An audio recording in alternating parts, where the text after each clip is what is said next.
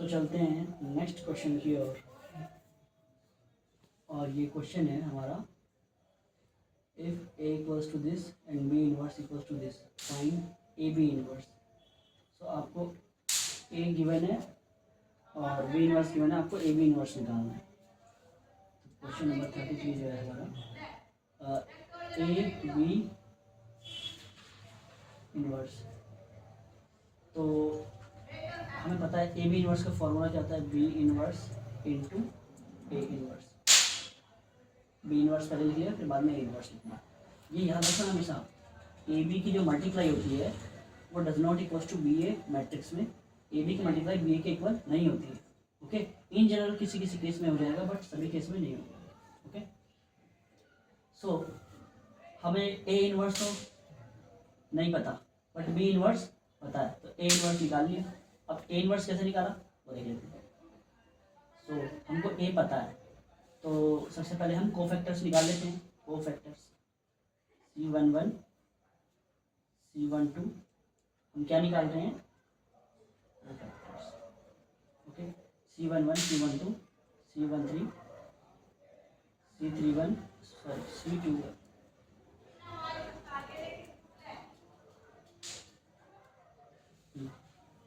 C21 C22 and C23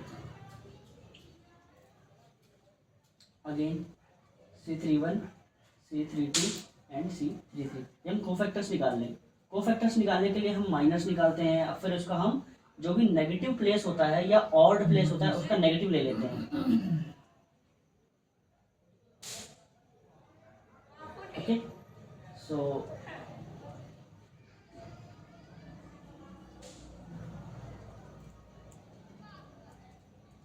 हमारा negative place कौन कौन सा है, 2 1 3।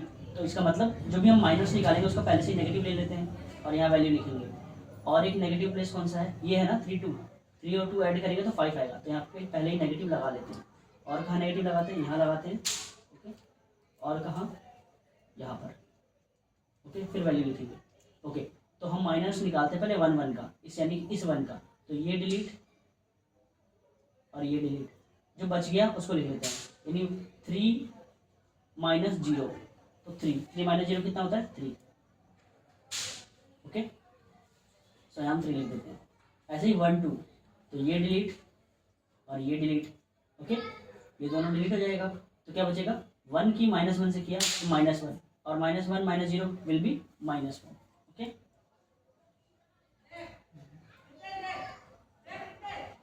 सो this will be -1। Okay, then again C13। So C13 कैसे निकालेंगे, this delete and this delete, so -2 into -1 will be 2। So यहाँ हम लिखेंगे 2। Okay, again C21। सो C21 ये है, ये वाला एलिमेंट, इसका कोफैक्टर निकालेंगे तो ये डिलीट ये डिलीट।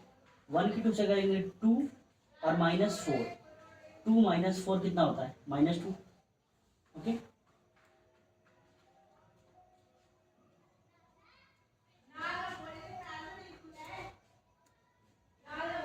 -2।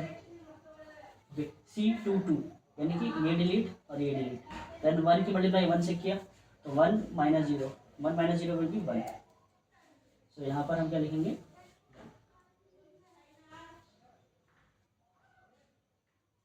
ऑलराइट। C23 यानी ये डिलीट और ये डिलीट, तो -2 और 0, दिस विल बी -2। ओके, हमने इसको डिलीट किया है और इसको डिलीट, अगेन इसको डिलीट और इसको डिलीट, तो 2 इंटू 0 0, और 0 माइनस करोगे 6 को तो +6 आ जाएगा यहाँ। ओके, अगेन इसके इसके ये जो हमारा एलिमेंट है C32, इसके कॉरस्पॉन्डिंग फैक्टर कोफैक्टर क्या होगा, तो this delete and this delete, 0 -2, so this will be -2। C33, this delete 3 minus -2, so this will be 5। Okay, C13 हमने कैलकुलेट नहीं किया था क्या, ये है C13, इसको डिलीट इसको डिलीट, तो ये आया था हमारा -2, ये 2 आया था हमारा। सो हमने सारे कोफैक्टर्स निकाल लिए एंड वेरीफाई योरसेल्फ ये करेक्ट है कि नहीं है। तो ए इनवर्स हमारा क्या होगा, ए इनवर्स विल बी 1/डिटर्मिनेंट ए इंटू एडजॉइंट ए। वैसे सबसे पहले आपको डिटर्मिनेंट निकाल के देख लेना चाहिए था इसका। ओके, सो हम डिटर्मिनेंट निकाल लेते हैं, डिटर्मिनेंट ऑफ ए निकाल लेते हैं। सबसे पहले आपको यही निकालना था वैसे, तो कैसे निकालेंगे, एक काम करते हैं, कॉलम 1 के कॉरस्पॉन्डिंग निकाल लेते हैं, क्योंकि 0 है तो हमें इसके लिए सॉल्व निकालना पड़ेगा। ओनली 1, ये पॉजिटिव प्लेस होता है तो 1, और ये डिलीट और ये डिलीट, तो 3 -0। अगेन इसका प्लेस नेगेटिव होता है तो नेगेटिव लिख लिया। ओके, और -1 पहले से ये -1। अब क्या करना है, ये डिलीट और ये डिलीट, तो क्या बच जाएगा 2 -2 2 जा 4, ये आ गया। तो कितना आ जाएगा ये 3 माइनस माइनस प्लस हो गया, प्लस माइनस माइनस प्लस हो गया, और 2 में से 4 गया -2। डिटर्मिनेंट विल बी 1, इसका डिटर्मिनेंट जो है 1 आ जाएगा। ओके, एडजॉइंट ए निकाल लेते हैं। एडजॉइंट ए क्या होता है, जो भी हमारे कोफैक्टर्स है उसका ट्रांसपोज, मतलब ये रो है तो ये कॉलम बन जाएगा। 3 1 एंड 2 2 1 2 6 2 और 5। तो ए इनवर्स कितना हो गया हमारा, ए इनवर्स विल बी 1/डिटर्मिनेंट है, ये तो 1 है तो 1/1 1/1। ओके, 1/1 3 2 6 1 1 2 2 2 5। सो ये हमारा ए इनवर्स आ गया। 3 2 6 1 1 2। एग्जाम में ऐसे ही सॉल्व करना है स्टेप बाय स्टेप, आपने भी स्टेप थोड़ा तो हो सके टीचर वो मार्क्स काट सकते हैं। ओके, अब हम निकाल लेते हैं B inverse, A B inverse, ये जो है बोला गया था A B inverse. I hope जिसको आता होगा वो वीडियो को यहाँ से फास्ट कर दे या थोड़ा सा स्किप कर दे। So B inverse into A inverse. So B inverse क्या था हमारे पास, बी इनवर्स था 3 - 1 1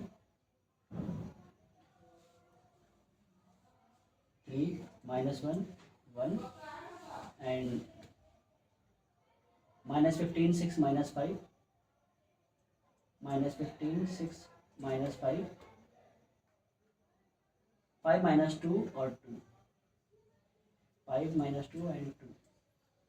ओके, ये बी इनवर्स है। ओके, और ए इनवर्स क्या है हमारे पास, अभी हमें निकालना 3 2 6 1 1 2 एंड 2 2 5। ओके, सो मल्टीप्लाई करते हैं। देखो पहला एलिमेंट कैसे बनेगा, पहला एलिमेंट बनेगा जब इसके आप पहले रो की पहले कॉलम से मल्टीप्लाई करोगे। ठीक है, क्योंकि इसका पोजीशन हमको पता है, A11 होता है, ये A12, ये A13। A11 का मतलब होता है फर्स्ट रो और ये फर्स्ट कॉलम। इसी तरह से A12 कैसे आता है, फर्स्ट रो और सेकंड कॉलम। इसी तरह से A13 कैसे आता है, फर्स्ट रो और थर्ड कॉलम। और याद रखना हर एक का कॉरस्पॉन्डिंग एलिमेंट से मल्टीप्लाई होना चाहिए। ओके, सो आई होप ये क्लियर हो गया होगा।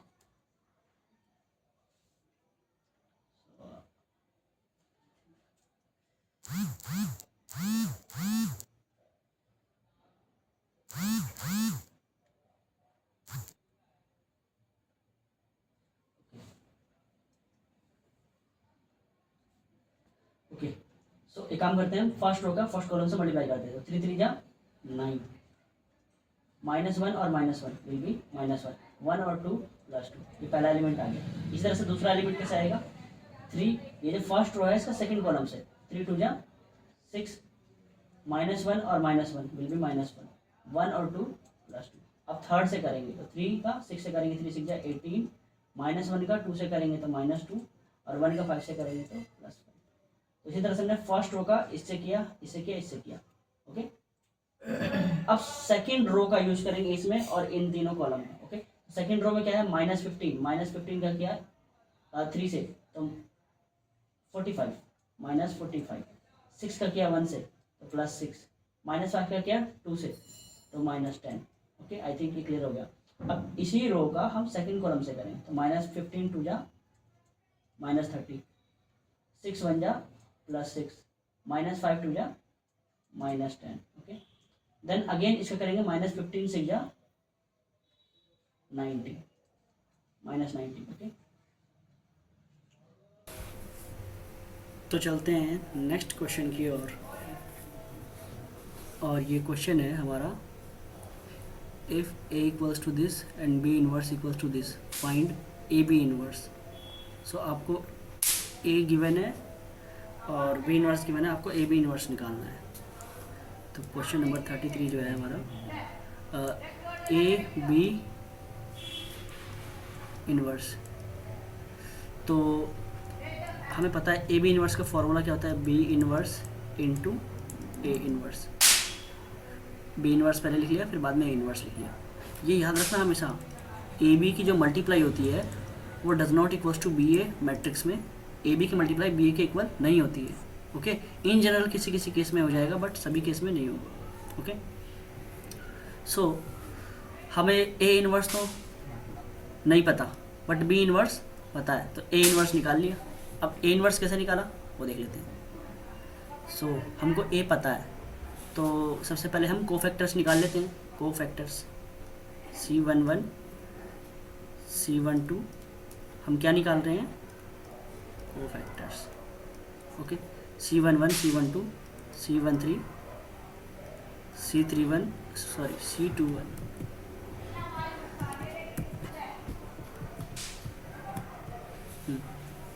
C21 C22 एंड C23,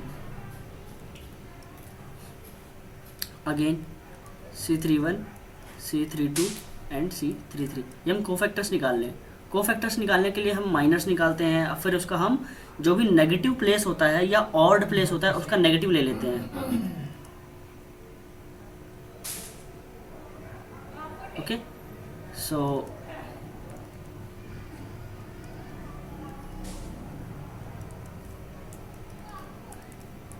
हमारा नेगेटिव प्लेस कौन कौन सा है, 2 1 3। तो इसका मतलब जो भी हम माइनस निकालेंगे उसका पहले से ही नेगेटिव ले लेते हैं और यहाँ वैल्यू लिखेंगे।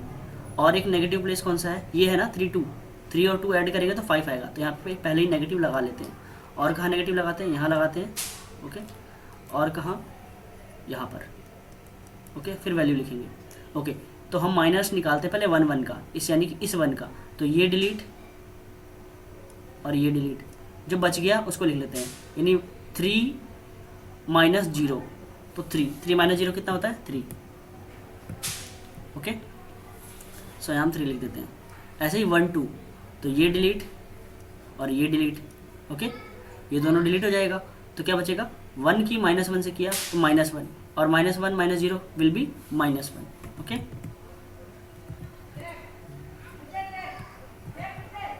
सो this will be -1। Okay, then again C13। So C13 कैसे निकालेंगे, this delete and this delete, so -2 into -1 will be 2। So यहाँ हम लिखेंगे 2। Okay, again C21। सो C21 ये है, ये वाला एलिमेंट, इसका कोफैक्टर निकालेंगे तो ये डिलीट ये डिलीट। 1 की 2 से करेंगे 2 और -4, 2 - 4 कितना होता है, -2। ओके,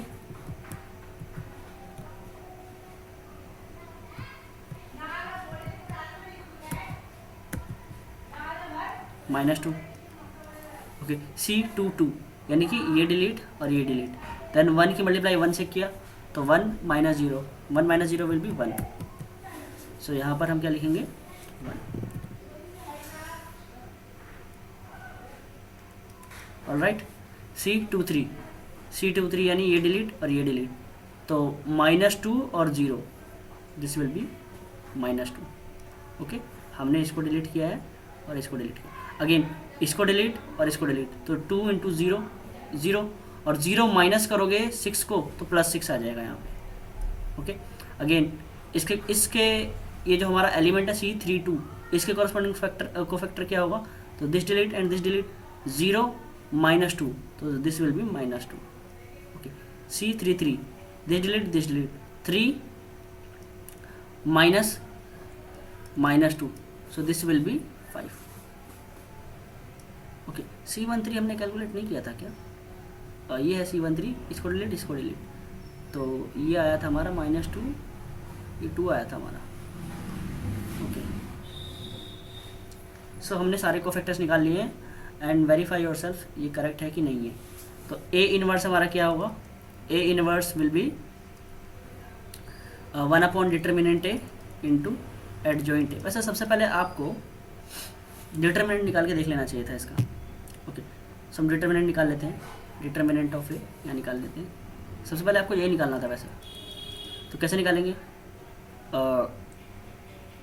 एक काम करते हैं, कॉलम 1 के कॉरस्पॉन्डिंग निकाल लेते हैं, क्योंकि ये 0 है तो हमें इसके लिए सॉल्व निकालना पड़ेगा। ओनली 1, ये पॉजिटिव प्लेस होता है तो 1, और ये डिलीट और ये डिलीट, तो 3 -0। अगेन इसका प्लेस नेगेटिव होता है तो नेगेटिव लिख लिया। ओके, और -1 पहले से ये -1। ओके, अब क्या करना है? ये डिलीट और ये डिलीट, तो क्या बच जाएगा? 2 -2 2 जा 4, ये आ गया। तो कितना जाएगा ये 3 माइनस माइनस प्लस हो गया, प्लस माइनस माइनस प्लस हो गया, और 2 में से 4 गया -2, सो डिटर्मिनेंट विल बी 1। उसका डिटर्मिनेंट जो है वो 1 आएगा। ओके ओके, एडजॉइंट ए निकाल लेते हैं। एडजॉइंट ए क्या होता है? जो भी हमारे कोफैक्टर्स है उसका ट्रांसपोज, मतलब ये रो है तो ये कॉलम बन जाएगा। तो 3 1 एंड 2 2 1 2 6 2 और 5। तो ए इनवर्स कितना हो गया हमारा? ए इनवर्स विल बी 1/डिटर्मिनेंट है, ये तो 1 है तो 1/1 1/1। ओके, 1/1 3 2 6 1 1 2 2 2 5। सो ये हमारा ए इनवर्स आ गया। 3 2 6 1 1 2। एग्जाम में ऐसे ही सॉल्व करना है, स्टेप बाय स्टेप। आपने एक भी स्टेप छोड़ा तो हो सके टीचर वो मार्क्स काट सकते हैं। ओके, अब हम निकाल लेते हैं B inverse A B inverse, ये जो मैं बोला गया था A B inverse. I hope जिसको आता होगा वो वीडियो को यहाँ से फास्ट कर दे या थोड़ा सा स्किप कर दे। So B inverse into A inverse. So B inverse क्या था हमारे पास? बी इनवर्स था 3 - 1 1 3 - 1 1 एंड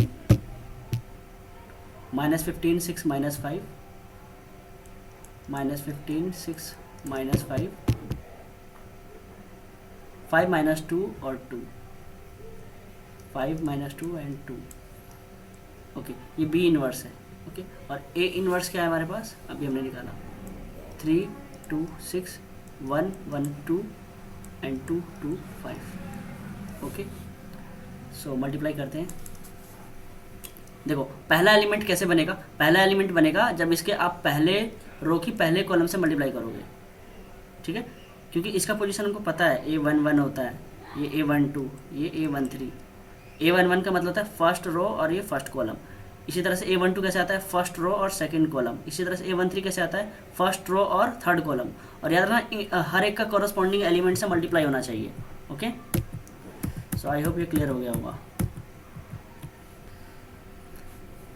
ओके, सो एक काम करते हैं, फर्स्ट रो का फर्स्ट कॉलम से मल्टीप्लाई करते हैं। तो 3 3 जा 9, -1 और -1 विल बी -1 1 और 2 +2। ये पहला एलिमेंट आ गया। इसी तरह से दूसरा एलिमेंट कैसे आएगा? 3, ये जो फर्स्ट रो है इसका सेकंड कॉलम से 3 2 जा 6 -1 और -1 विल बी -1 1 और 2 +2। अब थर्ड से करेंगे तो 3 का 6 से करेंगे, 3 6 जा 18, -1 का 2 से करेंगे तो -2 और 1 का 5 से करेंगे तो +5। तो इसी तरह से हमने फर्स्ट रो का इससे किया, इससे किया, इससे किया। ओके, अब सेकंड रो का यूज करेंगे इसमें और इन तीनों कॉलम का। ओके, तो सेकंड रो में क्या है? -15 क्या किया?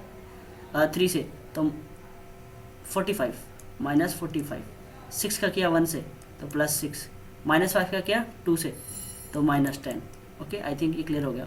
अब इसी रो का हम सेकंड कॉलम से करेंगे, तो -15 टू जा -30, 6 1 जा +6, -5 टू जा -10। ओके, देन अगेन इसका करेंगे -15 6 जा 90, -90। ओके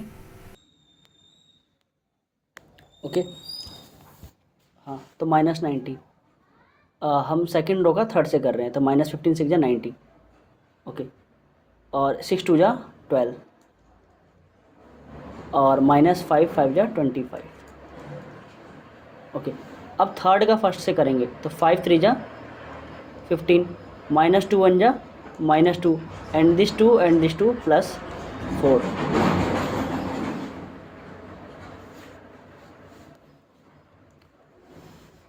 अगेन इस 5 2 जा 10, -2 1 जा -2, एंड +2 2 जा 4।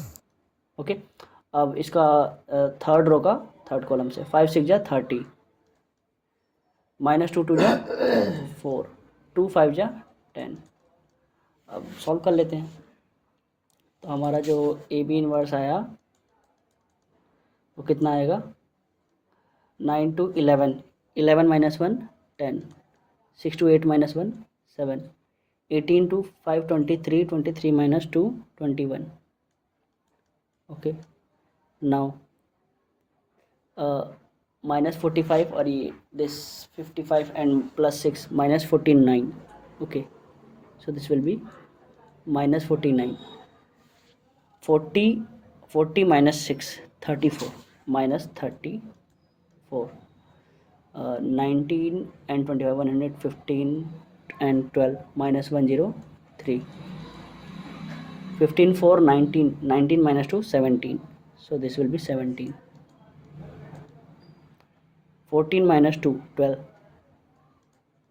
and 40 - 4 36। So this is the answer of this problem.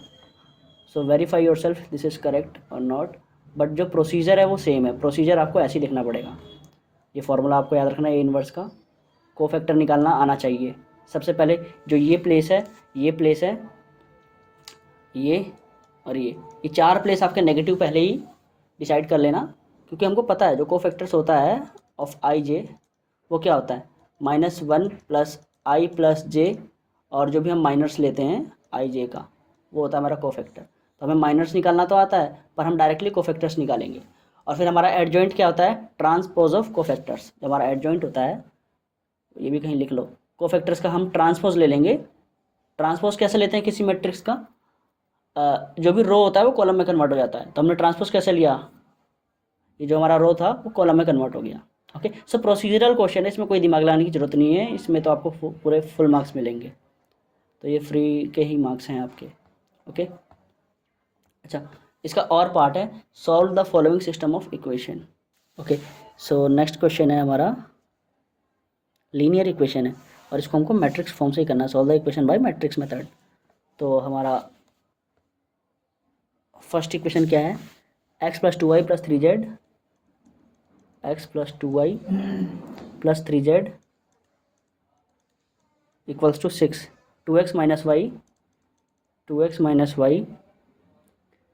+ z = 2, and 3x + 2y - 2z = 3। तो अच्छा, इसमें एक मैट्रिक्स हम डिसाइड करेंगे। एक मैट्रिक्स हमारा ए क्या होगा, ये होगा coefficient of this X Y Z, यानी कि कोफिशिएंट ऑफ एक्स क्या है 1, कोफिशिएंट ऑफ वाई क्या है 2, कोफिशिएंट ऑफ जेड क्या है 3। ऐसे ही 2 - 1 1, 3 2 -2, ये हमारा एक मैट्रिक्स ए होगा। इसी तरह से एक मैट्रिक्स एक्स होगा, और एक्स क्या होगा, एक्स वाई जेड। तो देखो, अगर आप ए की एक्स से मल्टीप्लाई करोगे तो आपको ये वाला मैट्रिक्स मिल जाएगा। ये मैट्रिक्स, एक मैट्रिक्स और डिसाइड कर लो, इसको बोल दो बी, और ये बी क्या है 6 2 3, 6 2 3। तो अगर आप ए की एक्स से मल्टीप्लाई करोगे तो आपको ये वाला मैट्रिक्स मिल जाएगा। कौन सा, बी वाला मैट्रिक्स। कैसे मिलेगा, क्योंकि ए में 3 रो हैं और 3 कॉलम है। जो हमारा ए मैट्रिक्स है इसके 3 रो हैं 3 कॉलम है, और जो एक्स मैट्रिक्स है इसके 3 रो हैं और 1 कॉलम है। तो मैट्रिक्स की मल्टीप्लिकेशन कब पॉसिबल होती है, जब ये दोनों सेम होते हैं, यानी कि इसका जो कॉलम होता है इसके रो के इक्वल होता है, तभी मैट्रिक्स की मल्टीप्लाई होती है, अदरवाइज नहीं होती है, ये याद रखना। और जो नया मैट्रिक्स बनता है उसका ऑर्डर ये होता है, ये तो नया मैट्रिक्स बना, इसका देखो ऑर्डर कितना है, ये जो नया मैट्रिक्स है इसका ऑर्डर कितना है, 3 और 1 है, तो सही है, इसलिए ये रिलेशन हमको याद रखना है। तो यहाँ से हमें x निकालना है, x क्या होता है, एक्स वाई जेड, तो x क्या होगा, a इनवर्स b, दोनों तरफ a इनवर्स से मल्टीप्लाई कर दो। अगर मैं यहाँ पर a इनवर्स से मल्टीप्लाई कर दूँ बोथ साइड, तो ये तो आइडेंटिटी मैट्रिक्स हो जाएगा ना, आई एक्स, और मैंने क्या कहा था, आइडेंटिटी मैट्रिक्स की किसी भी मैट्रिक्स से मल्टीप्लाई करो सेम ही आता है, तो ये x के इक्वल ही आएगा, तो x equals to a inverse b, ये फॉर्मूला है। तो इस अगर x निकालना है आपको, एक्स वाई जेड की वैल्यू निकालनी है, तो a इनवर्स निकालना पड़ेगा, b तो पता है आपको 6 to 3, a इनवर्स निकालना पड़ेगा। अब a इनवर्स निकालने के लिए हम कोफैक्टर्स निकालेंगे, क्योंकि a इनवर्स का फॉर्मूला हमको पता है। ओके, सो कोफैक्टर्स निकालते हैं फिर से, C11, C12, C13, C21, C22, C23, C31, C32, C33। अब पहले से ही नेगेटिव डिसाइड कर लो, कौन कौन से 4 प्लेस नेगेटिव थे पहले से ही, शुरू से ही। एक तो ये था, एक ये था नेगेटिव प्लेस, क्योंकि जोड़ के जहाँ नेगेटिव आता है 1 2 3 नेगेटिव है, इसको जोड़ोगे तो 2 आएगा, इसको जोड़ोगे तो 4 आएगा, जहाँ जहाँ ये 4 प्लेस ही नेगेटिव होंगे। ओके, एक ये पहले से नेगेटिव। अब क्या करोगे, इसका जो है, ये जो है इसका कोफैक्टर निकालना है, तो 1 को छोड़ा, इसको छोड़ा, इसको छोड़ा, जो 4 एलिमेंट जो बच गए ना, ये 4 एलिमेंट जो बच गए, इसका क्रॉस मल्टीप्लाई कर लिया, तो -2 और -1 मल्टीप्लाई करोगे तो कितना आएगा, 2, और फिर -2 की 1 से मल्टीप्लाई करोगे 2, ये तो 0 आ गया। ओके, इसका जो कोफैक्टर है वो 0 आ गया। बड़े आराम से समझा रहा हूँ, समझ लेना, इसमें ये ज़रूरत नहीं कि ये चैप्टर नहीं पढ़ाया तो नहीं होगा, ऐसा समझाया जा रहा है कि आ जाएगा, ये 0 आ गया। ऐसे ही कोफैक्टर निकालना है 1 2 का, तो ये डिलीट करो और ये डिलीट करो, जो बच गया ये चारों बच गए, 2 3 1 और -2, तो मल्टीप्लाई कर दो, तो 2 का -2 से करोगे तो कितना आएगा, -4, और 3 का 1 से करोगे तो कितना आएगा, -3, तो -7 आ गया यहाँ पे, तो यहाँ -7। आई होप ये क्लियर होगा। अब इसको डिलीट किया और इसको डिलीट किया, तो कितना बच गया, 2 2 जा 4, और 4 + 3 7, तो यहाँ कितना आ गया, 7। ऐसे ही 2 1, इसको डिलीट किया,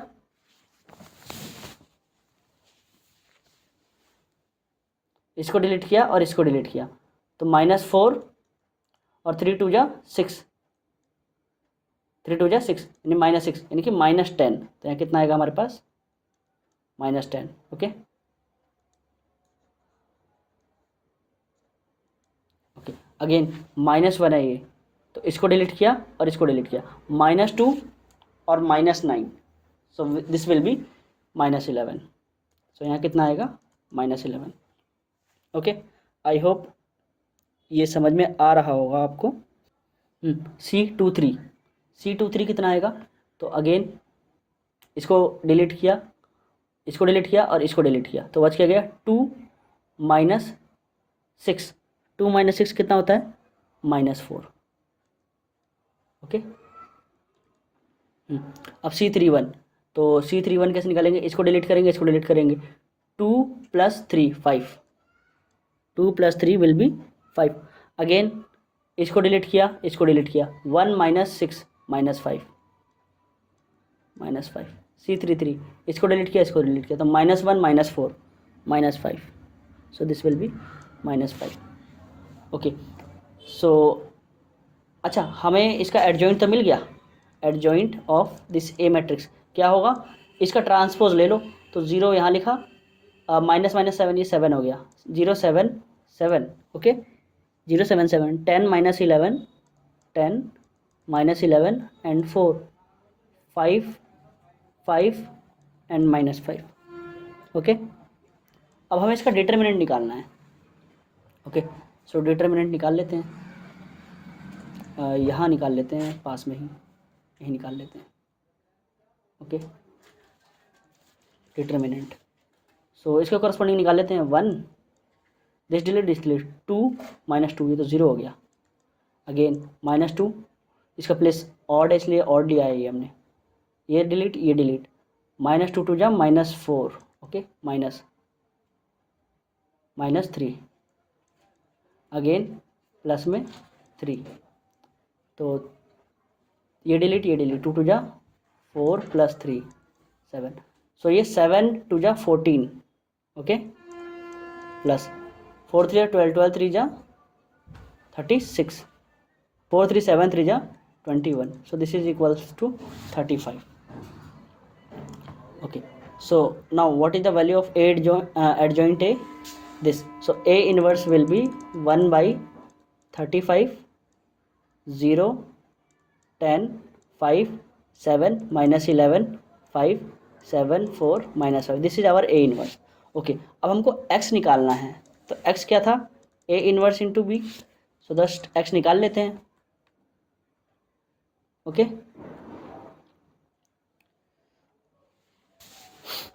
तो x क्या होगा हमारे पास? x होगा हमारे पास x, y and z.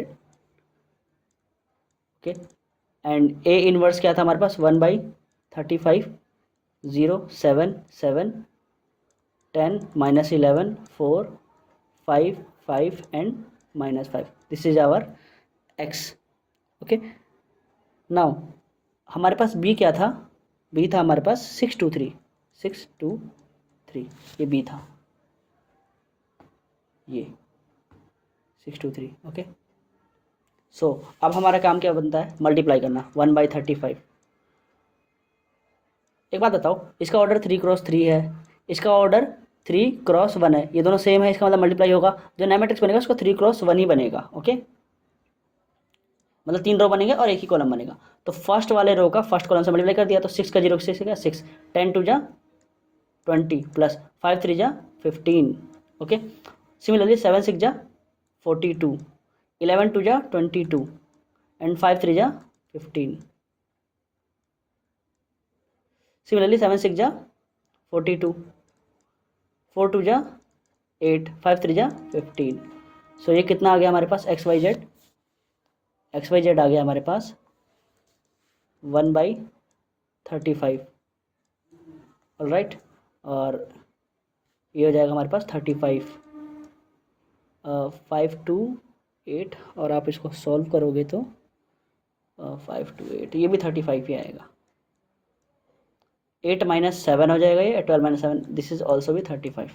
Okay, सो यहाँ से आप अब 35 के बाहर है, 1 बाई 35 की हर एक एलिमेंट से मल्टीप्लाई करोगे तो कितना आएगा? 1 1 1. इसका मतलब x equals to 1, y equals to 1 and z equals to also 1. This is the answer to this problem. I hope ये समझ में आया होगा. अगर नहीं आया तो एक बार वीडियो को फिर से देख लिया. Now moves to next question, and that is this: find the vector and Cartesian equation of a line passing through the points this and parallel to the line joining the points this. Okay, line जो है इस point से पास कर रहा है. Point क्या है हमारे पास? लाइन पासिंग, ये लिखना पड़ेगा, line passing through point. Point क्या है हमारे पास? 1 2 -4, ये पॉइंट है. ओके, लाइन इस पॉइंट से पास कर रहा है. ओके, और लाइन पैरेलल किसके है? इन दोनों पॉइंट के. तो हमारे पास जो लाइन है इस पॉइंट से पास कर रहा है और पैरेलल है इन दोनों पॉइंट से. तो लाइन की इक्वेशन क्या होती है? अगर 3 पॉइंट दिए हों, एक तरह से 3 पॉइंट का इक्वेशन है, तो उस लाइन की इक्वेशन क्या होती है? ये बात आपको पता होनी चाहिए. अभी मैंने एक क्वेश्चन भी कराया हुआ था ऐसा. ओके, सो जस्ट कर लेते हैं. और कौन सी इक्वेशन बतानी है? वेक्टर इक्वेशन बतानी है. Find the vector and Cartesian equation. Vector और कार्टेशियन दोनों बतानी है. तो वेक्टर इक्वेशन क्या होती है? वेक्टर इक्वेशन होती है r equals to A plus lambda times B vector. B vector parallel vector होता है और ए जिस पॉइंट से लाइन पास कर रही हो. तो कर देते हैं, इजी है. बी वेक्टर पहले हम निकाल लेते हैं. बी वेक्टर कैसे निकालेंगे? दोनों पॉइंट से पैरेलल कैसे निकालेंगे हम? तो माइनस करके निकालेंगे. 3 में से 1 को माइनस किया तो 2i, 3 में से 0 को माइनस किया तो 3j. Okay, 2i 3j and -5 में से 11 को माइनस किया तो प्लस के 6k कैप. ये बी वेक्टर आ गया. तो लाइन की इक्वेशन वेक्टर फॉर्म में क्या होगी? ए वेक्टर यानी कि i cap plus 2j cap, इसको लिख रहा हूँ मैं. I cap plus 2j cap minus 4k cap, okay, plus lambda times, अब बी वेक्टर लिख लिया, 2i cap plus 3j cap plus 6k cap. ये हमारा लाइन का कार्टेशियन फॉर्म में इक्वेशन आ गया। अच्छा, और सॉरी वेक्टर फॉर्म में आ गया। अब कार्टेशियन फॉर्म में कैसे लिखेंगे? कार्टेशियन फॉर्म, सो कुछ नहीं, x माइनस जिस पॉइंट से पास कर रहा है, यानी कि 1 से पास कर रहा है, 1 अपॉन जो भी पैरेलल वेक्टर है 2 इक्वल्स टू, फिर y जिस पॉइंट से पास कर रहा है 2 माइनस अपॉन में 3, फिर z माइनस 6 अपॉन में 6। ये कार्टेशियन फॉर्म में आ गया। और इक्वल्स टू आप चाहो तो लैम्डा कर दो, ओके। अच्छा, अब नेक्स्ट पार्ट में क्या कहा है इसी क्वेश्चन में, find the distance between the two lines.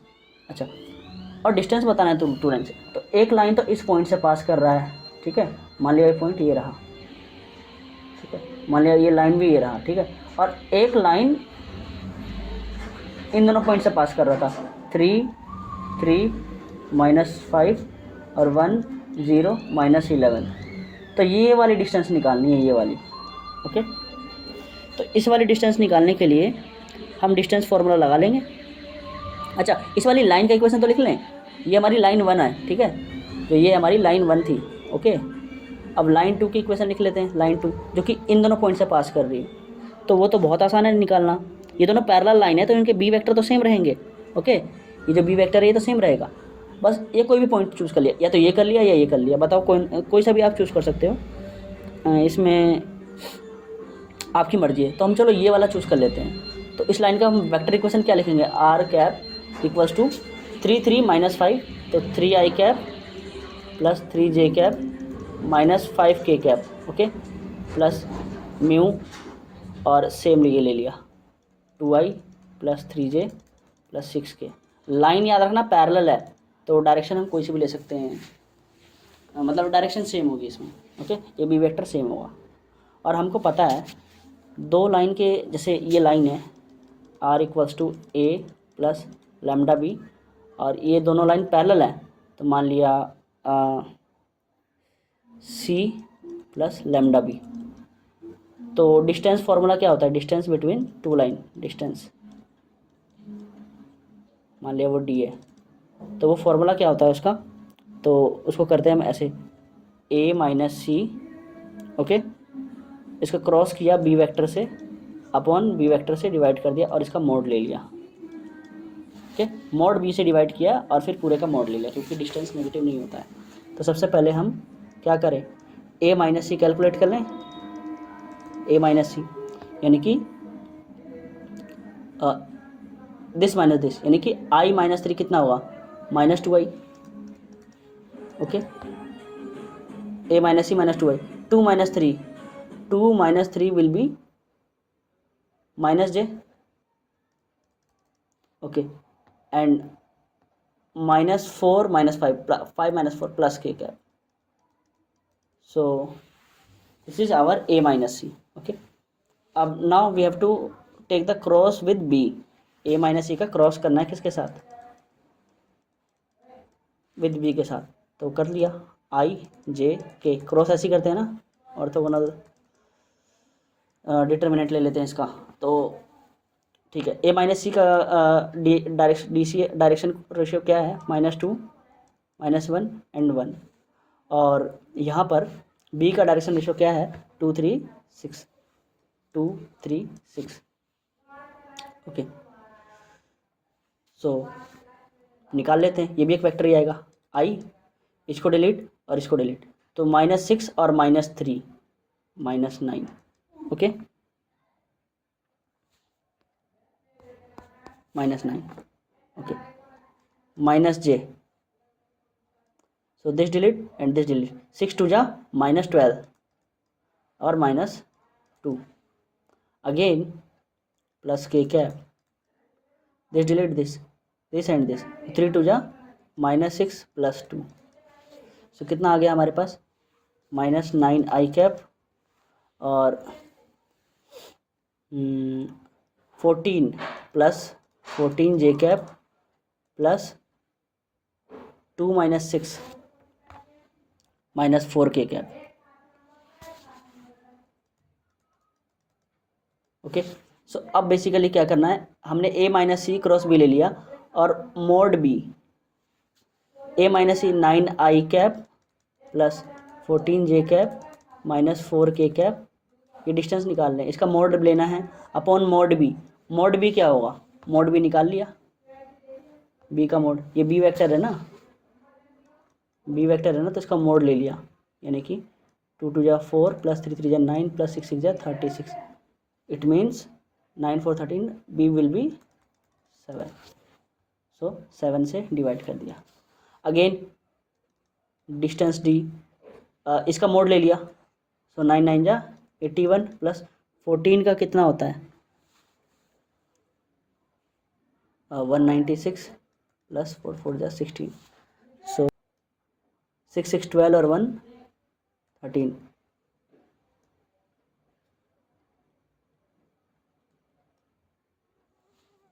So this will comes out to be okay 293/7. So this is the perpendicular distance. I hope ये clear हो गया होगा। Okay, so ये क्वेश्चन इंटरेस्टिंग था। Okay, next question, find the equation of line passing through the point 1 2 3 and this line इस पर 2 point से पास कर रहा है, hence find the coordinates of the points on this line which are at a distance 40 units from the point B। और फिर इसी line पर एक कोऑर्डिनेट निकालना है, कोऑर्डिनेट बताना है जो कि कितने डिस्टेंस पे है, 40 यूनिट्स डिस्टेंस पे है बी से। ठीक है, तो ए और बी देख लिया, इधर देख लिया। ओके, सो क्वेश्चन आपने पढ़ लिया होगा। तो पॉइंट कौन कौन से पास कर रहा है, एक तो ए है हमारे पास 1 2 3 था, और बी हमारे पास पॉइंट था 3 5 9। ओके, तो लाइन इस पॉइंट से पास कर रहा है। ओके, 2 पॉइंट से लाइन पास करता है तो क्या करते हैं, x माइनस कोई भी एक पॉइंट ले लेते हैं, चलो ये ले लिया, तो 1 अपॉन फिर डिफरेंस ले लेते हैं, क्या लेते हैं, डिफरेंस। हम लाइन ए बी की इक्वेशन निकाल लें ना, तो इसलिए डिफरेंस ले लिया। तो 3 माइनस 1 ले लो या 1 माइनस 3 ले लो, चलो मैं 3 माइनस 1 ले लेता हूँ, तो 2। ऐसे ही y माइनस 2, अब जब 3 माइनस 1 लिया था तो यहाँ 5 माइनस 2 लेना, ये नहीं कि 2 माइनस 5 लेना, 5 minus 2 will be 3, z minus 3 upon 9 minus 3 6 equals to lambda. ये तो लाइन की इक्वेशन आ गई। ओके, तो इस लाइन पे इक्वेशन ले लिया। अब क्या बोला था क्वेश्चन में, क्वेश्चन की तरफ देखते हैं। क्वेश्चन में कहा था कि find the coordinates of the points on this, एक लाइन है which are distance okay B से 14 यूनिट्स की दूरी पे है, जो बी से डिस्टेंस है वो कितना है 40 यूनिट्स है। तो लाइन पे एक पॉइंट पी है, इसके कोऑर्डिनेट बताने। अच्छा, लाइन पे कोई भी कोऑर्डिनेट लोगे इसकी हेल्प से, जैसे कि मान लिया मेरे को कोई इसका एक्स कोऑर्डिनेट चाहिए, तो एक्स कोऑर्डिनेट क्या होगा 2 लैम्डा प्लस 1। अगर मैं x माइनस 2 को लैम्डा के इक्वल रखूँ तो x कितना आ जाएगा 2 लैम्डा प्लस 1, तो इसका x कोऑर्डिनेट कितना होगा पॉइंट पी का 2 लैम्डा प्लस 1। ऐसे ही y कोऑर्डिनेट कितना होगा 3 लैम्डा प्लस 2, 3 लैम्डा प्लस 2, और z कोऑर्डिनेट कितना होगा 6 लैम्डा प्लस 3, 6 लैम्डा प्लस 3। तो ये मान लिया ये पॉइंट P है, हमने मान लिया let P be the point on line AB और was coordinates is क्या है कोऑर्डिनेट, तो फर्स्ट क्या है 2 lambda plus 1, 2 lambda plus 1, 3 lambda plus 2 and 6 lambda plus 3, और उसका डिस्टेंस कितना है ये हमने कोऑर्डिनेट मान लिए 4 सम लैम्डा। अब क्वेश्चन के अकॉर्डिंग दोनों के बीच की डिस्टेंस कितनी है, तो डिस्टेंस फार्मूला लगा दिया। डिस्टेंस फार्मूला क्या होता है कि अगर मैं इसका डिस्टेंस बी से निकालूं तो कैसे निकालेंगे, 2 कोऑर्डिनेट्स हैं तो डिस्टेंस तो आराम से निकाल सकते हो ना, इसमें से इसको माइनस करो और उसका स्क्वायर कर दो, यानी कि 2 lambda minus plus 1 minus 3, 2 lambda ऐसे ही लेते हैं ना अंडर रूट में, 2 लैम्डा प्लस 1 माइनस 3 तो माइनस 2 हो जाएगा, इसका square plus 3 lambda plus 2 minus 5, तो कितना आएगा ये 3 लैम्डा माइनस 3 लैम्डा माइनस 3 का square plus again 6 lambda plus 3 minus 9 यानी कि 6 lambda minus 6 whole square. Okay, और ये किसके इक्वल है? 14 के इक्वल है। सो अब इस इक्वेशन को सॉल्व कर लेते हैं। यहाँ से जब आप इसको सॉल्व करोगे, अच्छा दोनों तरफ स्क्वायर किया तो आपके पास से यहाँ से कर लिया 2 2 जा 4, 2 2 जा 4, 3 3 जा 9 और 6 6 जा 36। ओके, ओवरऑल जो भी आप इसको सॉल्व करोगे तो आपको एक क्वाड्रेटिक इक्वेशन मिलेगा, lambda square minus 2 lambda minus 3 equals to 0। ये इक्वेशन बनेगा आप जब इसको सॉल्व करोगे। और लैम्डा की यहाँ से 2 वैल्यू आ जाएगी। लैम्डा की वैल्यू क्या क्या आएगी यहाँ से? 3 कोमा और एक और लैम्डा की वैल्यू आएगी -1। ओके, सो हमारे रिक्वायर्ड पॉइंट्स क्या होंगे? Required points will be, lambda put कर दिया जस्ट इसमें, पहले हमने 3 पुट किया तो 3 2 जा 6 और +1 7, तो एक कोऑर्डिनेट तो आ गया 7 कोमा, सेकंड में पुट किया 3 3 जा 9 11, 3 6 जा 18 और 3 21, तो एक कोऑर्डिनेट तो ये आ गया जो कि 14 यूनिट डिस्टेंस पे होगा। अब लाइन है ये, तो एक कोऑर्डिनेट मान लिया इधर आ गया बी से, एक कोऑर्डिनेट इधर भी आ सकता है 14 यूनिट, ये भी डिस्टेंस पे होगा, तो ये दूसरा वाला कोऑर्डिनेट्स क्या होगा? एंड लिख लिया क्योंकि दोनों होंगे ना ये, तो क्या होगा? -1 एंड -3। आप लैम्डा जब -1 रखोगे यहाँ पे तो 1 - 2 -1 एंड -3 + 2 -1 एंड 3 - 6 विल बी -3। सो ये दोनों कोऑर्डिनेट्स हम निकाल लिए। ओके, ऐसा क्यों हो रहा है? क्योंकि लाइन पे ये बी है, ये पी है, ये पी इस तरफ भी तो हो सकता है कहीं, तो 2 कोऑर्डिनेट्स आ जाएंगे ना, ये भी 14 यूनिट डिस्टेंस पे होगा, ये भी 14 यूनिट डिस्टेंस पे होगा, तो डिस्टेंस फार्मूला हमें पता होना चाहिए। ओके, सो आई होप ये क्लियर होगा। Okay, let's move to next question. Okay, question number 35, find the area of the region bounded by the curve x² = y, y = x + 2 and x axis using the integration. तो सबसे पहले इसका graph बना लिया। Okay, पहले इसका graph बना लिया। ओके, x² = y, तो इसको हम ऐसे लिखेंगे y = x²। ये किसका ग्राफ है? पैराबोला का, और पैराबोला अपवर्ड है ये, ठीक है, इसका ग्राफ होता है y = x, y = x + 2।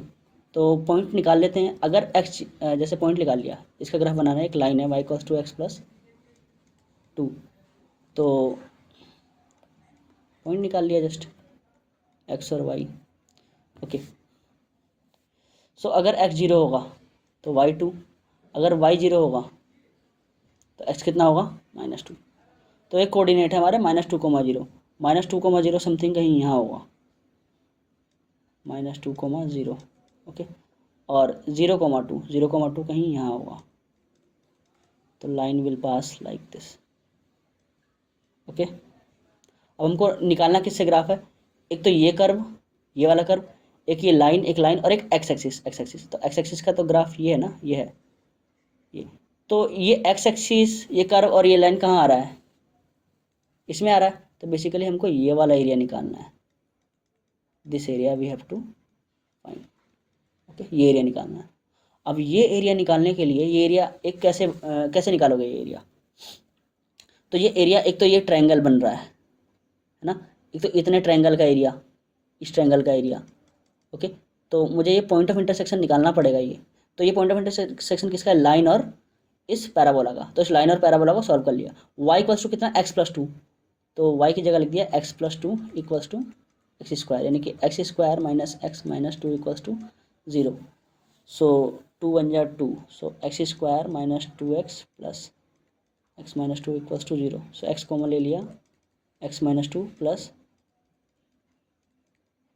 तो यहाँ से वैल्यू क्या क्या आई? x की -1 और x की 2, यानी कि 2 जगह कट कर रहा है, तो यहाँ कट कर रहा है 2 पे और एक ये -1 पे, तो ये कोऑर्डिनेट विल बी -1। ये वाला कोऑर्डिनेट कितना होगा? इसका x कोऑर्डिनेट पता चल गया हमको, -1। इसका x कोऑर्डिनेट पता चल गया -1, तो y कोऑर्डिनेट क्या होगा? इसमें रख दिया, 2 में से 1 गया 1, तो ये भी 1, यानी कि ये वाली लेंथ पता चल गई, ये लेंथ 1 होगी इस ट्रायंगल की। तो इस ट्रायंगल का एरिया कितना होगा? मान लिया ये पॉइंट ए है, ये बी है, ये सी है, तो एरिया किसका? ट्रायंगल ए बी सी का क्या होगा? Half into base. अच्छा ये -2, ये बेस कितना होगा? ये भी 1 होगा और हाइट भी 1 ही होगा। ये हाइट 1 है क्योंकि ये कोऑर्डिनेट -2, 0 है और इसका भी कोऑर्डिनेट -1, 0 है। ओके ओके, सो ये आपका एरिया हो गया 1/2। अब ये एरिया निकालना है। ओके, सो ये क्या है? एरिया अंडर दिस कर्व है, एरिया अंडर दिस कर्व। तो एरिया अंडर कर्व क्या होता है? वाई डी एक्स, और लिमिट कहाँ से कहाँ तक? -1 से 0 तक, -1 से 0 तक। ये एरिया A2 है, ठीक है। तो ये कितना जाएगा? y कितना है हमारे पास? y तो कर्व है, x² dx -1 to 0। Okay, so x² का क्या होगा? x³/3 -1 to 0। तो 1/3 ये बाहर ही रखा, तो 0 रखा, -1 का क्यूब कर दिया, तो ये कितना आएगा? 1/3। ओके, 0 - 1 विल बी +1, तो 1/3। तो ओवरऑल एरिया क्या आ गया? रिक्वायर्ड एरिया क्या आ गया? रिक्वायर्ड एरिया ये क्या होगा? 1/2 + 1/3। ओके, सो आप इसको कैलकुलेट करना, 5/6 आ जाएगा answer. This will be the solution of this problem. Okay, so कुछ मुश्किल नहीं था, बहुत इजी क्वेश्चन था।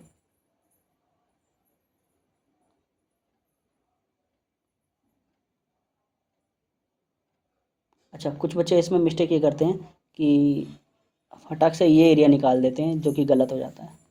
हमें तो एरिया निकालना है कर्व, लाइन और एक्स एक्सिस के बीच में। ओके, सो ये ध्यान रखना। Question number 36। The Venn diagram below represent the probability of 3 different types of yoga A, B, C performed by the people of society. Further, it is given that probability of a member performing type C yoga is 0.44. Okay, ठीक है, very good. On the basis above information, answer the following question. Find value of x. Okay, ये part important है। It is given that probability member performing yoga C is 0.44। जो सी है उसकी value कितनी है? 0.44। Okay, so ये अंडरस्टूड होना चाहिए, यानी कि हम x + 0.21 करेंगे तो ये कितना होगा? x + 0.21 will be 0.44।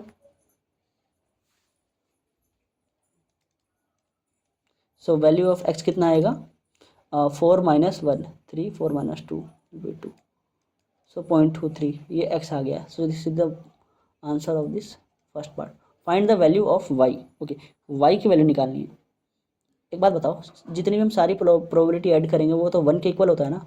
0.32 + 0.09 + y + x + 0.21 = 1, सारी प्रोबेबिलिटी 1 के इक्वल होगी।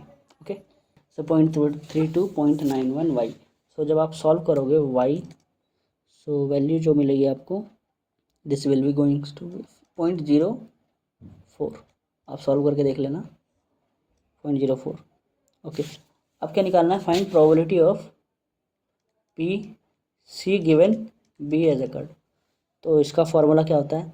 P C intersection B upon probability of B. तो सी इंटरसेक्शन बी, सी और बी का इंटरसेक्शन तो एक्स है, और एक्स कितना था? 0.23, तो 0.23 और अपॉन बी, बी में ये पूरा आता है x + y + 0.09। So x + y + 0.09, so this will B 0.23 और x 0.23 था, तो 0.23 प्लस y कितना था? 0.04 प्लस 0.09। तो सॉल्व करोगे तो 0.23 upon 9 4 13 36 3.36। So the answer will be 23/36. So this is the required solution. Okay, now this is third part, this is OR part. आप चाहो तो ये करो first second third, okay okay, third में और पार्ट था, ओके, तो कर दिया इसको भी, थर्ड पार्ट का और part. Find the probability that randomly selected a person society does yoga of type A, या तो ये ए करेगा, हमको प्रोबेबिलिटी निकालनी है, या तो ये ए करेगा, और बी बट नॉट सी, यानी कि ए यूनियन, और का मतलब यूनियन होता है, बी बट यानी कि इंटरसेक्शन, नॉट सी यानी कि सी नहीं, okay. So this is the required solution, okay. तो ए करेगा, तो ए में क्या क्या आता है, 0.32 और 0.09, ओके। ए में क्या क्या आता है रीजन, ए में रीजन मान लिया इसको रीजन वाइज बांट दूँ, तो first region, second region, third, fourth, fifth. तो ए में कौन कौन से रीजन है, 1 और 2, 1 और 2 रीजन है, इसका यूनियन बी के साथ। बी में कौन कौन से रीजन है, 2, 3, 4, तो बी में है 2, 3, 4, इंटरसेक्शन। सी नहीं, सी नहीं तो क्या, 1, 2, 3, सी नहीं तो क्या, 1, 2, 3। तो पहले इनको ले लिया, दोनों के यूनियन में क्या आ रहा है, 1, 2, 3, 4, 1, 2, 3, 4, इंटरसेक्शन 1, 2, 3। तो ओवरऑल आंसर क्या आ गया, 1, 2, 3। इसका मतलब इसका रीजन में क्या कहेगा, 1 + 2 + 3 रीजन, तीनों रीजन को जोड़ दिया। तो तीनों रीजन में, पहले रीजन में क्या है, रीजन 1 क्या है, 0.32, तो 0.32 प्लस रीजन 2 क्या है, 0.09, 0.09। अच्छा, रीजन 3 क्या था हमारा, वाई था ना, वाई, और वाई कितना था, 0.04, तो प्लस 0.04, सॉल्व कर लेना, 0.45 आ जाएगा, okay. So this is the answer of this problem, okay. इस चीज़ को हम ऐसा लिख सकते हैं,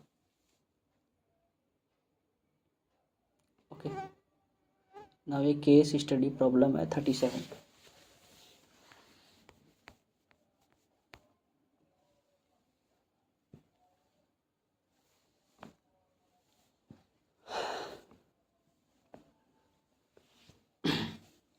Okay, a tank as shown in the figure below formed using a combination of a cylinder and a cone offer better drainage as compared to a flat bottom tank. तो cylinder और कोन से बना हुआ है ड्रेनेज के लिए। A tap is connected to such a tank whose conical part is full of water.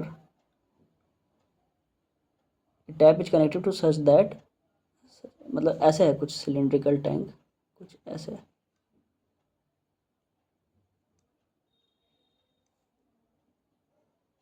Figure बना देता हूँ जिससे आपको क्लियर हो जाए। कुछ ऐसा है टैंक, सपोज करो इस टैंक का रेडियस r है, इसकी हाइट h है, ओके। सेमी वर्टिकल लगाने का कोनिकल टैंक, ये जो सेमी वर्टिकल एंगल है ना, ये 45 है। जब भी एंगल 45 होता है तो ये और ये सेम होता है, मतलब कि अगर ये रेडियस r है तो ये हाइट भी r ही होगा, ओके। सो ये l होगा, तो l कितना होगा तुम्हारा, l कितना होगा, r² + r², यानी कि 2r², यानी कि l कितना होगा, √2 × r। सो l आ गया। हमने सपोज किया let r with the radius and h with the height of the cylinder, okay. Find the volume of the water tank in terms of its radius, so volume निकालना है। So let v be the volume of cylinder, ये भी let कर लेना, let r with the radius of the cylinder and h with the height of the cylinder. और ये जो semi vertical angle दिया है तो इसकी वजह से ये भी r होगा, ओके, tan थीटा लगा लेना, और l भी हमने निकाल लिया रेडियस के टर्म में। तो वॉल्यूम कितना होता है, 1/3, हमको निकालना, find the volume of water in the tank in terms of radius, volume निकालना है, ठीक है। तो वॉल्यूम तो ओनली कोनिकल, इसमें जो वाटर है वो ओनली कोनिकल पार्ट में है ना, tap which connected such tank was conical part is full of water, तो टैक इस तरह से कनेक्ट किया कि कॉनिकल पार्ट आता है full of water. So 1/3 pi R square H, 1/3 pi, okay yes, 1/3 pi, okay height H मान लेते हैं ना, 1/3 पाई आर स्क्वायर एच। तो 1/3 पाई, आर कितना है इस कॉनिकल पार्ट का, आर तो इसका आर ही है, तो आर स्क्वायर। कॉनिकल पार्ट का हाइट कितना है, वो भी आर है, ओके हाइट भी इसकी आर है, तो वॉल्यूम कितना आ जाएगा 1/3 pi r cube, okay. I hope ये क्लियर हो गया होगा। Second part, find the rate of the change of radius at instant when r equals to √2 centimetre. तो rate of change of radius निकालना है, ओके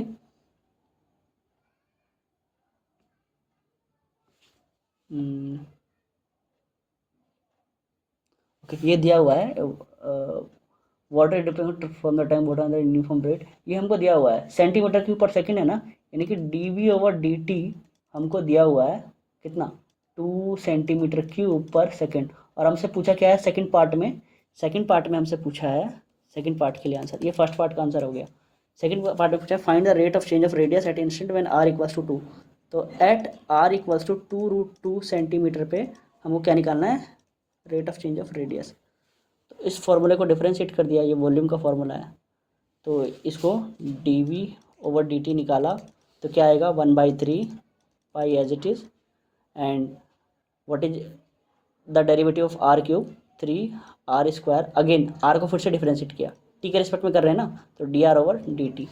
dV/dt कितना दिया हुआ है, dV/dt 2 गिवन है, 1/3 और पाई की वैल्यू रख लिया, ये पाई को पाई के टर्म्स में ही छोड़ दिया, 3 इंटू दिस r इज़ 2√2, इसका स्क्वायर कर दिया तो 8 आ जाएगा dr/dt।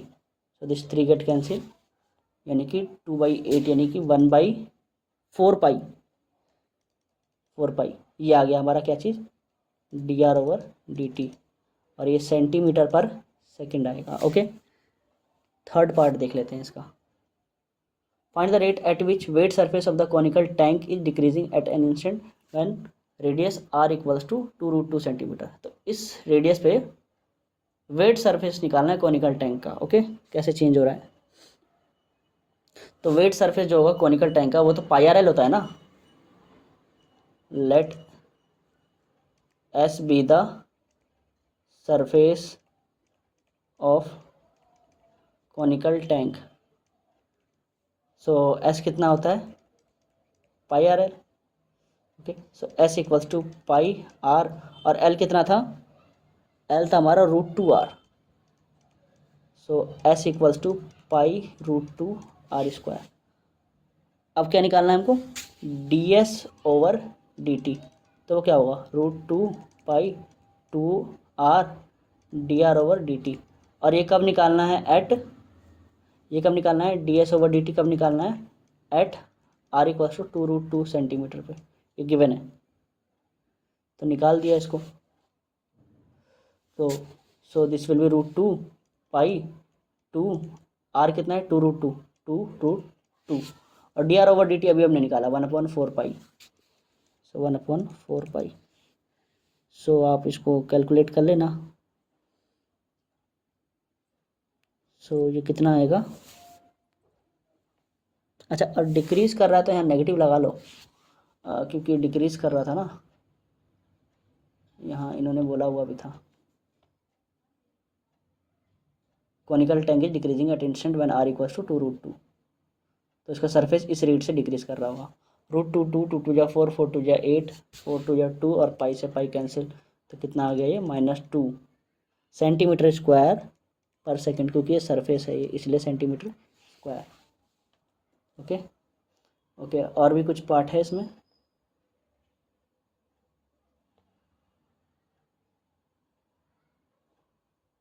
so this is okay. Find the rate of the change of height at instant when the slant height is 4 centimetre. अब हमको हाइट में चेंज निकालना है when slant height is 4 centimetre, यानी कि ये L 4 सेंटीमीटर दिया हुआ है। Find the rate of change of height h at instant when slant height is 4 centimetre. Okay,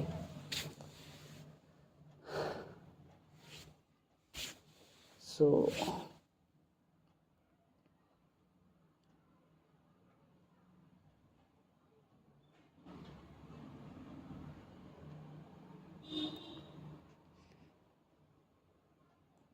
height भी डिक्रीज कर रहा होगा ना, इसका मतलब इसमें D R over D T ही निकालना। हाइट इसकी ये एच है, हाइट इसकी ये एच है ना।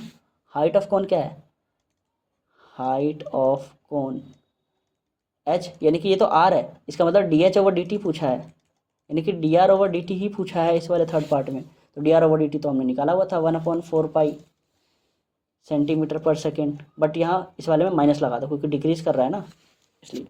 सो ये रहा हमारा लास्ट पार्ट का आंसर, सेंटीमीटर पर सेकेंड। ये तो पूछा है ना इसमें, इसमें थोड़ा सा दिमाग लगा लिया। Find the rate change of height, find the rate of change of height at instant when slant height is 4 centimetre. जब ये स्लांट हाइट 4 सेंटीमीटर होगा, ये वाला 4 सेंटीमीटर होगा तब। ओके, तब हमें इस हाइट में चेंज निकालना है। अच्छा, वन ऐसे कर लिया चाहे ऐसे कर लिया, मान लिया तुम्हारा ये ऐसे भी कर सकते हो। ये स्लाइंट हाइट को एच मान लो, ये तो आर था ही, और ये कितना था √2r, ठीक है। और ये √2r तुम्हारा कितना हो गया 4, तो r कितना हो गया 4/√2। तो कर लिया, देख लिया कैसे करते हैं। तो यहाँ से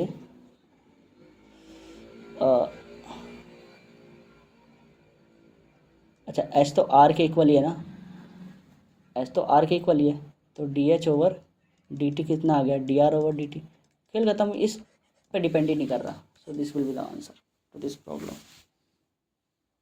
ओके, इससे फ़र्क नहीं पड़ता कि उसकी रेडियस क्या हो। Okay, so the last question, ये लास्ट क्वेश्चन है हमारा, हम यहाँ तक पहुँच चुके हैं।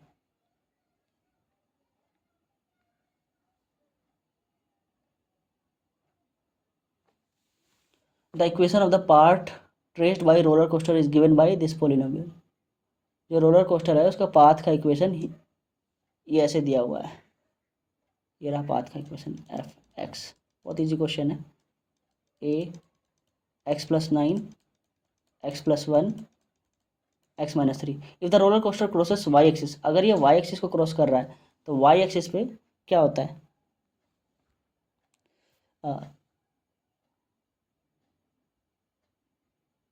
वाई एक्सिस पे कहाँ क्रॉस कर रहा है 0,-1 पे। वाई एक्सिस पे एक्स कोऑर्डिनेट 0 होता है। Answer the find the value of A. Okay, so ये वैल्यू एक्स की होती है, ये वाई की होती है, यानी कि एफ एक्स कितना है, एफ ऑफ 0 पे ये -1 है, यानी कि इसमें 0 रख दिया एक्स की जगह, तो कितना आ गया -1। तो ए 0 + 9 0 + 1 0 - 3 कितना है -1, ठीक है। सो ये कितना आ जाएगा तुम्हारे पास 1/9 3 × 27, ये आ गया, तीनों मल्टीप्लाई हो जाएगा और ये माइनस से माइनस कैंसिल हो जाएगा। सो A1 आ गया। Okay, second, find f double derivative of x at x = 1।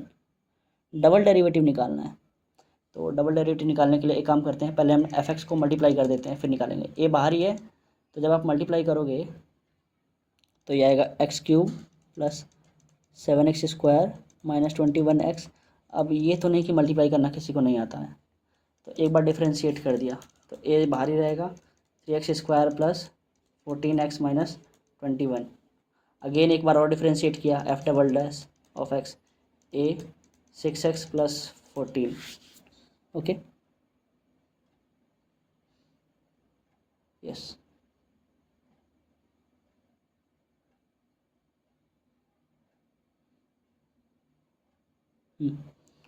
अब वैल्यूज़ किस पे निकालनी है हमें इसकी, एट x = 1 पे, तो f डबल डैश ऑफ 1 निकालना है। ये कितना था 1/27, 6 × 1 + 14, सॉल्व करना, 14 6 20/27। सो आई होप ये आपको क्लियर होगा। सो ये फर्स्ट PYQ क्लियर हो गया है। अब हम मिलते हैं नेक्स्ट वीडियो में, क्लास 12th के फिर से क्वेश्चंस करेंगे 38 या 40 क्वेश्चन। Thank you.